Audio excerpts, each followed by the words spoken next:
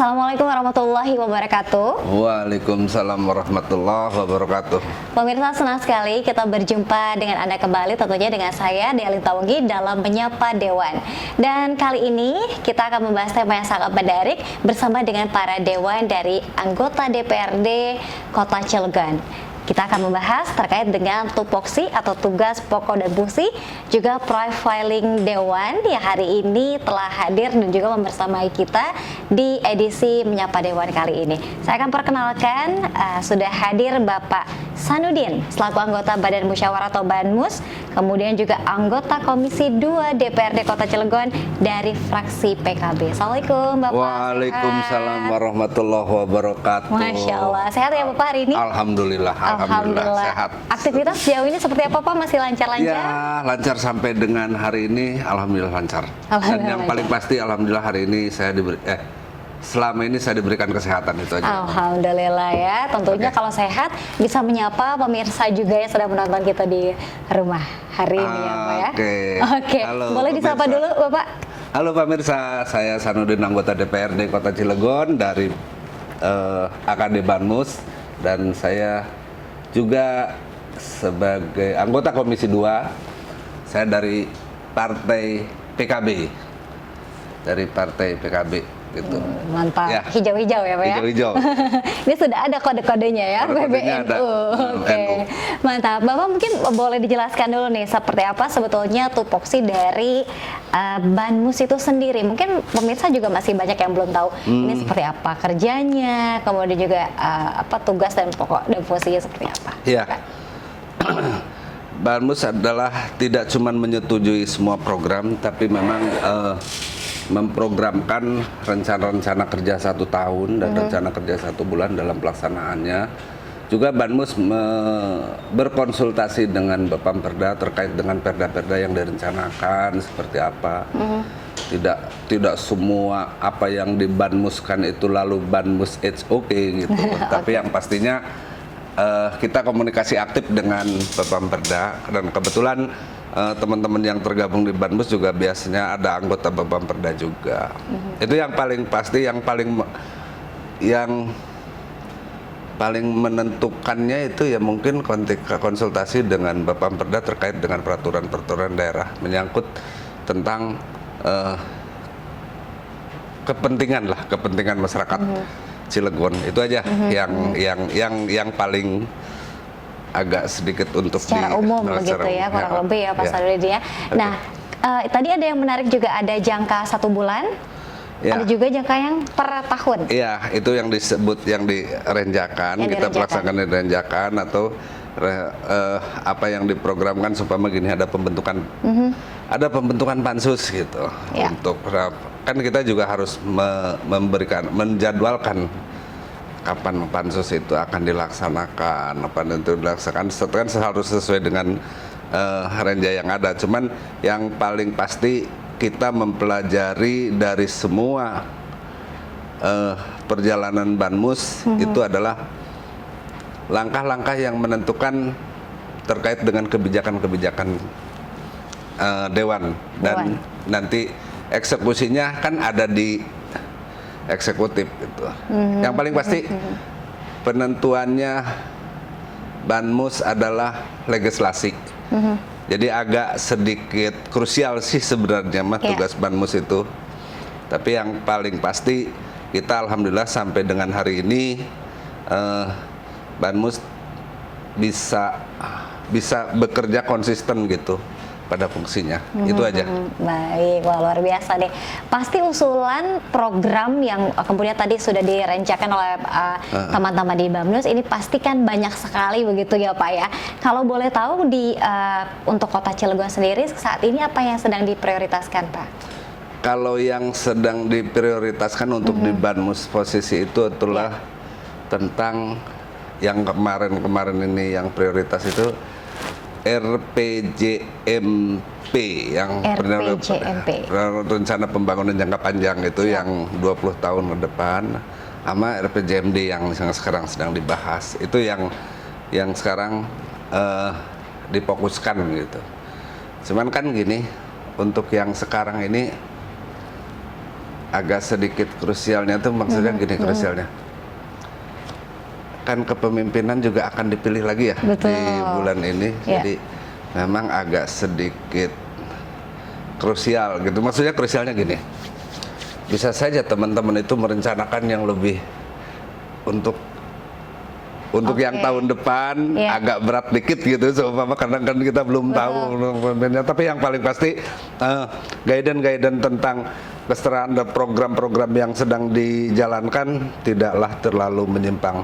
Yang jelas tidak ada sih unsur lu nanti kalau udah kita nggak jadi lagi lalu kita bikin pekerjaan yang berat-berat gitu ya. Bukan ke sana, tapi yang paling pasti berat ataupun tidak, tugas fungsi dewan harus terlaksana dengan baik, itu aja yang ingin saya katakan. Nggak ada sih kalau posisi sampai katakan jealous gitu. Nggak. Betul. Kesana. Ya, tentunya muaranya adalah bertumpu pada kepentingan bagi masyarakat. Ya, luas, itu aja yang paling pastinya itu. Ya, Pak, ya? Bertumpunya pada kepentingan masyarakat dengan tujuan mensejahterakan masyarakat Cilegon. Itu yang Baik. Ya, dengan harapan ketika nanti berganti pemimpin, karena memang tadi sudah disebut juga oleh Bapak, kita nanti akan menghadapi pesta pilkada juga. Kita harapkan pemimpin yang baru tidak mengubah kebijakan yang sangat ini ya, Pak ya. Berat amat gitu kan nggak lucu juga. Cuman yang paling pasti kan gini, yang paling pasti saya ada yang agak fundament yang saya ingin ceritakan ke publik terkait dengan Cilegon gitu ya. Nggak apa-apa ya, nggak apa-apa di luar tupoksi Banmus. Jadi gini, Cilegon itu belum lama sih ada perubahan kultur. Betul. Kulturnya itu dulu itu Cilegon itu kan kota tani. Kota tani dengan sebutan kota santri karena dulu punya ada benteng moral Cilegon itu punya pesantren yang sangat besar namanya Al-Heriyah. Tapi bukan ini ya, ini sedang cerita tentang perubahan. Datanglah dunia industri itu tahun 73 mulai ada perubahan di Cilegon itu. Tahun 73 datanglah dunia industri ke Cilegon. Lalu masyarakat Cilegon berubah kulturnya dari tani menjadi kota industri. Cuman sayang gitu, begitu industri itu masuk ke Cilegon, masyarakat Cilegon dalam tanda kutip itu agak sedikit ditinggalkan oleh dunia industri itu. Dengan alasan bahwa mereka tidak kompeten untuk bisa berevolusi menghadapi dunia industri. Nah ini yang agak sedikit ingin saya ceritakan bahwa memang di Cilegon itu kalau alasannya perubahan penyesuaian terhadap kultur itu harus gradual, sementara kan hidup mah tidak seperti itu. Gradual sih ya, gradual gitu, memang harus dilakukan, harus terus menerus, harus sustainable untuk bisa mengejar itu. Tapi yang paling sering terjadi di dunia industri yang ada di Cilegon itu yang bisa dirasakan, dan saya bukan ngomong ini karena memang Cilegon itu sekarang pengangguran juga belum bisa ditekan seperti apa yang menjadi harapan masyarakat Cilegon, bahwa kalau dunia industri udah masuk ke Cilegon, masyarakat Cilegon bisa bekerja semua, itu juga bukan gitu. Tapi yang paling pasti kalau memang ada yang mau bekerja sebagai karyawan, yang menjadi karyawan, kalau punya jiwa entrepreneurs mungkin jadi dunia wira swasta atau apa, yang jelas fasilitas di Cilegon itu harusnya kan dengan beralihnya kultur dari tani ke industri itu harusnya semua juga berubah gitu. Harapannya saya berubah terutama di sektor itunya. Tapi alhamdulillah yang di Cilegon sekarang itu, sekalipun kita disebut kota industri, Cilegon itu sekarang sampai dengan hari ini masih menjandang kota santri. Jadi kota industri, kota santri itu yang dengan kebijakan-kebijakan yang tadi yang dirumuskan di RPJMP pun panjang pun juga memang kota santri menjadi sebuah ikon lah buat Cilegon. Dan alhamdulillah Cilegon sampai dengan hari ini untuk yang itu tidak berkurang lah gitu untuk masa Cilegon, maka Cilegon mah orangnya santun-santun lah. Alhamdulillah. Dunia industri sekalipun berlakunya seperti ini, nggak ada gejolak-gejolak yang bersifat anarkis, itu nggak ada. Betul. Masih tetap pada koridor-koridor. Betul. Itu aja yang menarik di Cilegon. Baik, luar biasa ya Pak ya. Meskipun memang tadi sudah disebutkan ada industri yang begitu banyak, kemudian juga ada tenaga kerja asing tentunya Pak, dari Korea, Cina, Jepang, dan sebagainya. Di antaranya itu ada pluralisme yang harus kita terima gitu dengan kebesaran hati tentunya. Betul. Dan di Cilegon tidak pernah mempermasalahkan itu gitu. Alhamdulillahnya tuh di Cilegon, masyarakat Cilegon itu santun untuk masalah itu. Dan makanya kalau ngomong tentang masyarakat Cilegon yang memang punya toleransi yang tinggi itu ya saya rasakan memang di Cilegon. Dan diamanahkan juga oleh para sesepuh di Cilegon bahwa Cilegon yang begitu-begitu mah it's okay gitu, asal jangan mengganggu yang fundamen aja. Betul. Betul. Kalau kultur kan kita bisa menyesuaikan, yang penting fundamennya tidak berubah. Betul. Wah. Itu. Hatinya tetap santri ya Pak? Iya, tetap santri. Hatinya tetap santri. Celananya jin gitu. Celananya jin tapi hatinya tetap santri, Masya Ya, Allah. gitu. Luar biasa. Baik, selain di Banmus, Bapak juga ini aktif sebagai anggota Komisi 2 DPRD Kota Cilegon. Mungkin boleh dijelaskan juga nih Pak Komisi 2. Di Komisi 2 ya itu tadi saya bilang. Terus ada yang ingin saya ceritakan juga. Boleh. Background saya itu sebagai ketua serikat, serikat buruh. Jadi itulah yang melatar belakangi kami cara bekerja kami gitu. Yang kebetulan saya di Komisi 2 dipindah ke komisi mana-mana pun juga enggak, karena di Komisi 2 adalah komisi tentang sosial lah gitu, yang lebih banyak tentang air matanya ketimbang. Jadi saya ingin mengaplikasikan apa yang ada dalam pikiran saya untuk bisa mensinergikan antara dunia industri dengan masyarakat Cilegon. Jadi sinergi gitu, sinergi yang sustainable, yang terus berlangsung, berkelanjutan, tidak hanya sebatas pada posisi siapa yang sedang berkuasa dekatnya dengan siapa. Saya tidak ingin begitu. Jadi ingin ada yang konkret, nyata. Nah, harapan itu sudah diantaranya kami sebagai Komisi 2 dulu pernah mengusulkan bahwa di Cilegon itu harus ada semacam perda perlindungan tenaga kerja lokal. Maksudnya perlindungan tenaga kerja lokal, terus kesempatan terhadap tenaga kerja lokal juga kami inginkan gitu. Nah, itu sudah dibikin dan sekarang posisinya masih ada di Kemendagri, mudah-mudahan di penomoran itu bisa keluar. Dan kalau itu keluar, paling tidak itu adalah usaha emasnya saya gitu, usaha emasnya kami di Komisi 2, di masa kerja Komisi 2 bisa melahirkan itu. Harapannya itu menjadi sebuah pedoman gitu buat masyarakat, buat pemerintah dan pengusaha, bahwa kami sebagai lembaga kontrol gitu dan sebagai lembaga legislasi sudah membuatkan itu gitu. Silakan dalam pelaksanaannya mau diperwalkan itu ya silakan, tapi yang paling pasti kami sudah membuat fundamennya.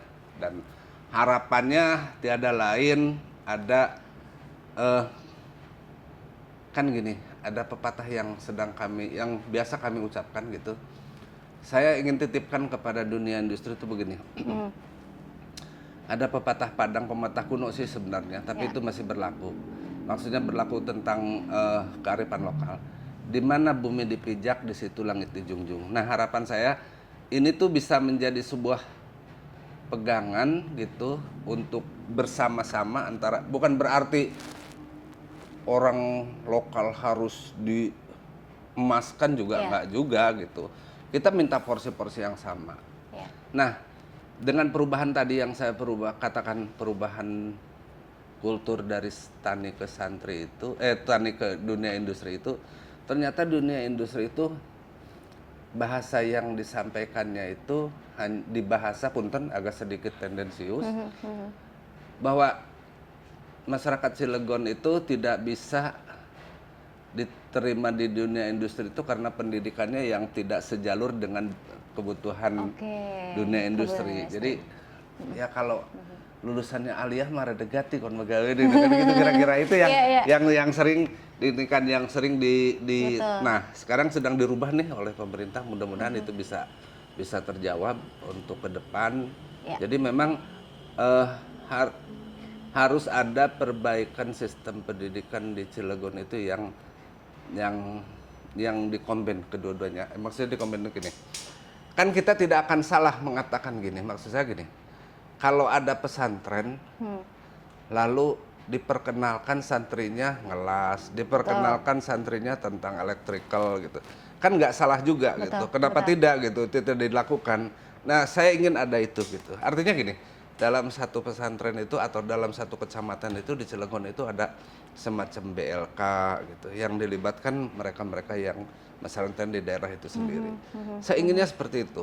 Dan kalau itu bisa dilakukan, lalu dunia industri masih mengatakan backgroundnya kurang gitu. Kalau kan berarti kalau udah ngomongnya kayak gitu berarti kami kalah politis gitu kan. Ya, oke. Nah kalau udah ngomongnya kayak gitu makanya saya nggak mau gitu yang ya usaha sedang kita lakukan untuk perbaikan-perbaikan. Mudah-mudahan saya berharap sih tidak terlalu muluk-muluk pikir saya kalau dunia industri itu di Cilegon itu open lah gitu terhadap masyarakat Cilegon. Karena ini kebutuhan kita bersama dan ya masa iya sih pabriknya ada di samping rumahnya terus anaknya punten bapaknya ngojek anaknya juga berubah tidak ojek jadi ojol gitu kan. Sama-sama tuh kayak yang begitu-begitu yang nggak ada ini terus bapaknya dulu cuman ngojek gitu anaknya lahir gitu sekolahnya lalu meningkat sih dari ojek menjadi ojol gitu jadi nah yang gitu-gitu yang sangat lebih hanya digital saja secara perekonomian tidak merubah. Dan saya juga ingin juga merubah, maksudnya merubah tuh gini. Emang agak perih sih kalau mau diceritakan tentang Cilegon. Nanti ujung-ujungnya saya juga berharap ada perbaikan sih. Maksudnya gini, masyarakat Cilegon itu dengan pandangan dunia industri terhadap masyarakat Cilegon itu yang jauh tertinggal secara intelektual untuk dunia industri untuk dunia industri itu jadi mereka itu dapat pekerjaan pada jalur-jalur afirmasi ya kayak security, driver, satpam gitu yang pekerjaannya di outsourcing kan gitu tidak menjadi tanggung jawab pemberi kerja tanggung jawab pihak ketiga. Nah ini kan repot juga nih kadang-kadang yang gitu-gitu aduh saya bilang kenapa mesti tapi kalau memang itu dilakukan dan itu menjadi sebuah pilihan gitu kalau menurut saya sih nggak apa-apa juga karena kalau itu dilakukan di Cilegon masih ada upah tertinggi sih sebenarnya masih bisa gitu. Masih bisa sedikit meningkatkan tentang paling tidak kesempatan anaknya untuk sekolah lebih tinggi itu ada gitu. Nah, itu masih bisa. Cuman sayang sampai dengan hari ini pun juga tidak semua sih perusahaan-perusahaan outsourcing itu memberlakukan sistem upah itu. Akhirnya apa? Bapaknya buruh, anaknya terlahir sebagai buruh lagi gitu. Tidak pernah berubah menjadi itu. Dan kita kalau mau ngomong jujur tentang dunia kerja atau dunia apapun juga kalau tidak ada ordal mah tetap aja sulit. Betul. Iya kan. Rahasia umum ya Pak. Rahasia umum kan kita ngomong politik. Yang ini biasa-biasa aja kan. Makanya saya ingin menciptakan masyarakat Cilegon itu. Coba sih ada kesempatan masyarakat Cilegon itu. Oh enggak itu harus sarjana. Nah itu sedang dibikin programnya oleh pemerintah tuh sekarang itu. Dengan beasiswa full sarjana. Nah harapannya ini bisa menjawab tentang itu gitu. Karena dunia industri itu begitu merekrut karyawan, ternyata yang diambil itu siapa yang bawa? Kan kadang-kadang ada pertanyaan yang gitu-gitu. Nah, agak repot ya. Ada embel-embel ya, ada Pak? embel-embelnya. Ya. Itu sementara. Baik. Baik, Tapi Pak. saya minum dulu nggak apa-apa? Boleh, Bapak. Ya? Wah, Nggak baik. apa-apa, minum dulu. Boleh. Wah, luar biasa ini ya. Ternyata Pak Sanudin juga ini menjadi sosok ketua serikat yang memang juga ini sangat dekat dengan para pekerja yang ada di Kota Cilegon. Artinya Pak, ketika tadi Bapak paparkan ini juga sangat luar biasa bahwa tidak melulu salahnya adalah di pihak industri dan juga pemerintah. Oh iya. Tapi juga sistem pendidikan kita juga yang harus diubah. Iya. Kalau itu mah saya juga mau berimbang tentang itu. Maka sekarang sedang dilakukan oleh pemerintah tentang beasiswa full sarjana. Itu salah satu jawaban mungkin ya tentang tuntutan di dunia industri. Saya membutuhkan orang yang profesionalisme oke gitu. Cilegon sekarang sedang mencetak itu gitu. Mungkin lahirnya nanti 2027 atau 2028, Iya. tapi paling tidak itu kita sedang mengusahakan. Nah, cara-cara ini kan gradual ya, tidak instan, gradual tapi terprogram. Nah, saya berharap ini bisa menjawab apa yang mereka tuntutkan kepada kita gitu loh, Iya, tentang profesionalisme. Oke, kalau memang dunia pendidikan dianggap profesionalisme untuk sebuah pekerjaan, nggak apa-apa, kita cetak gitu. Dan alhamdulillah itu sedang berjalan. Amin. Kita sampai dengan hari ini ada sekitar 3.500-an kalau nggak salah yang dibiayai oleh pemerintah daerah. Siap. Dan ini saya kira ini jawaban yang selama ini menggantung di pihak-pihak kami bahwa ini yang harus dilaksanakan. Mudah-mudahan ini menjawab dah. Amin. Mudah-mudahan ini menjawab. Amin, amin. Tentunya ini juga menjadi persiapan nanti menghadapi Indonesia Emas ya Pak. Alhamdulillah, Wah, ini menjadi mudah-mudahan. awal ya menuju Indonesia Emas.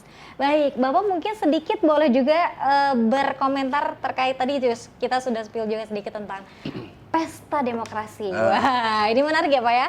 Pilkada di Kota Cilegon nih Pak. Agak Seperti apa nih? juga begitu ditanya pilkada. Oke. Boleh Ya. berkomentar. Yang jelas pilkada itu nanti di bulan penentunya itu di bulan November ya. November. Itu mudah-mudahan. Cuman yang jelas sekarang semua partai itu sedang berusaha menyajikan putra terbaik Cilegon untuk menjadi pemimpin, untuk menjadi manajerial di Cilegon. Memimpin, maksudnya itu memimpin yang langsung terjun di lapangan gitu. Saya berharapnya seperti itu. Karena terlalu banyak persoalan-persoalan di Cilegon yang agak timpang gitu antara kan bisa dibayangkan gini. 320 apa berapa gitu perusahaan raksasa di Cilegon. Penduduk Cilegon itu cuma 435.000 ya, tapi pengangguran itu masih bener kan nggak berimbang gitu. Sekarang gini, kalau mau ngomong ini aja, kalau katakan 300 perusahaan, kalau menggunakan tenaga kerjanya itu rata-rata 2.000 aja, kan udah 60.000 ya? Ya 60.000 kan, kalau 200 perusahaan dengan tenaga kerja 2.000 berarti 600.000 ya? 400.000. Ya. 2 kali 2. Kalau karya perusahaannya 300. Iya, betul. Karyawannya 2.000 berarti 6.000 berarti katakan 6.000 kayak 600.000 kan? 600.000 karyawan. Nah, kalau 50% saja itu diisi orang Cilegon, jangan 50%, 20% aja. 2 kali 6, 12 berarti sekitar 120.000. Itu kan pengangguran di Cilegon kan 24.000 berarti kan hilang harusnya. Harusnya kan hilang gitu loh. Tapi ternyata enggak gitu. Nah, saya ingin di pemerintah Cilegon itu yang pastinya gini. Di persaingan pilkada ini saya berharap juga ada partai-partai itu mengusung putra-putra terbaik itu yang punya visioner, yang punya konsep, terutama konsep bagaimana cara Cilegon ke depan itu untuk mensinergikan antara dunia industri dengan Cilegon itu supaya bisa maju bersama gitu. Ini mah dunia industrinya maju, Cilegonnya tetap tertinggal. Nah, dan itu kayaknya sekarang sedang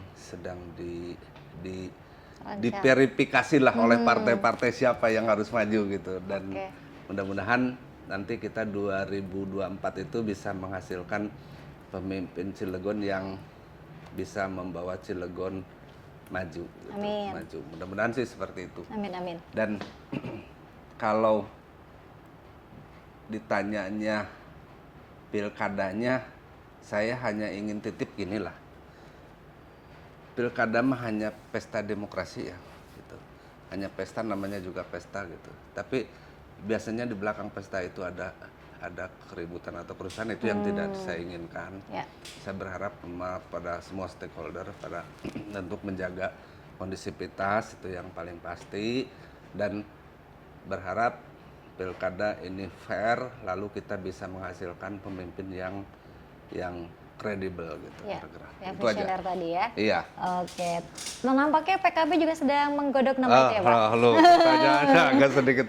Ya, kalau PKB nggak apa-apa ya, nggak apa-apa lah, nggak apa-apa kali ya. Tidak apa-apa. Kalau PKB sekarang memang sedang ngusung incumbent, bukan ngusung ya, mendukung incumbent. Kalau ngusung itu kan PKB cuma 1 kursi, Iya. jadi sedang mendukung incumbent dengan harapan ya memang yang tadi itu program tentang karena Pak Heldi itu, punten deh sebut nama aja ya, incumbent itu karena sedang punya program tentang beasiswa Pulsarjana dengan yang tadi saya katakan. Mudah-mudahan ini kalau bisa berlanjut. Amin. Nah, kita bisa menjawab 2040 itu kita sudah posisi leading gitu, tidak merencanakan mulu, posisi leading harapan. Itu harapannya. Iya. Dan mudah-mudahan dengan segala daya dan upaya lah gitu, saya sedang berusaha untuk program itu supaya tidak mendapatkan hambatan, lalu itulah yang menjadi pilihan kami gitu, PKB. Itu aja sampai dengan hari ini Ya, itu. ya. Jadi kalau tentang pribadi mah saya juga nggak begitu deket-deket banget dengan Pak Heldi, cuman karena ada program-program yang agak sedikit menarik aja. Baik. Terus yang kedua, ada terobosan baru terkait dengan pemampatan bersinergi dengan dunia industri itu yang digagas oleh Pak Heldi itu tentang recovering, pemampatan sampah untuk menjadi bahan bakar yang dipakai di PLTU Suralaya. Mudah-mudahan sih kalau memang ini bisa berjalan bagus, dan salah satunya menjadi kalau memang itu menjadi BUMD gitu seumpama kan menjadi penghasilan daerah gitu. Harapannya sih sampai ke sana. Mudah-mudahan sih seperti itu.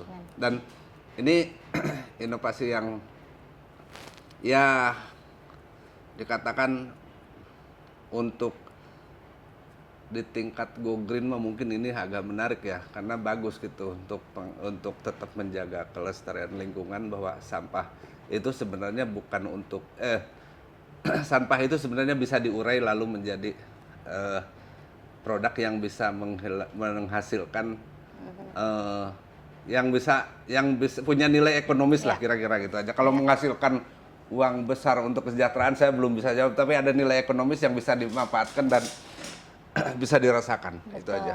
Baik, sedikit untuk penambahan PAD atau pendapatan Ya, daerah salah satunya ya, Pak, itu, ya? salah satunya itu. Baik, salah satunya itu. Terima kasih banyak Pak Sanudin Oke, hari ini. terima kasih. Wah, Sama-sama. ini luar biasa sekali, kita doakan Bapak sehat selalu. Amin, Kemudian amin, juga amin. tadi program-program yang sedang dirancang dan juga sedang Dan diajukan. mudah-mudahan Bisa terselenggara.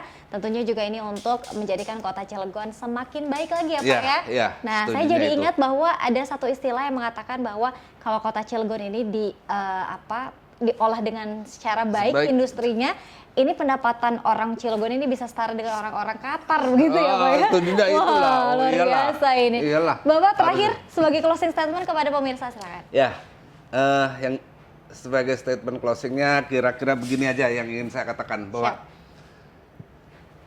yang sudah lewat itu bukan untuk dilupakan, karena sejarah itu nggak boleh dilupakan ya, sejarah nggak boleh dilupakan. Tapi sebagai pegangan dan untuk mengkaji ke depan adalah langkah kita bersama untuk memajukan Cilegon dengan langkah-langkah yang pasti. Amin. Harapannya ada nanti di bulan November tahun Siap. 2024. Betul. Itu aja mungkin Itu statement aja. closingnya. Tapi Baik. tidak kampanye.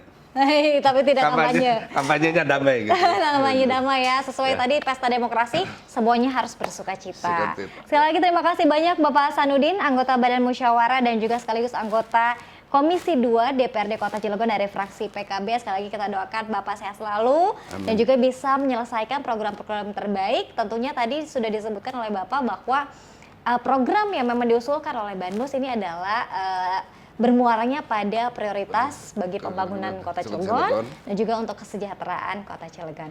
Terima kasih pemirsa, nanti tentunya kita akan kembali hadir dengan Anda masih dalam program Menyapa Dewan. Terima kasih. Wassalamualaikum warahmatullahi wabarakatuh. Waalaikumsalam warahmatullahi wabarakatuh.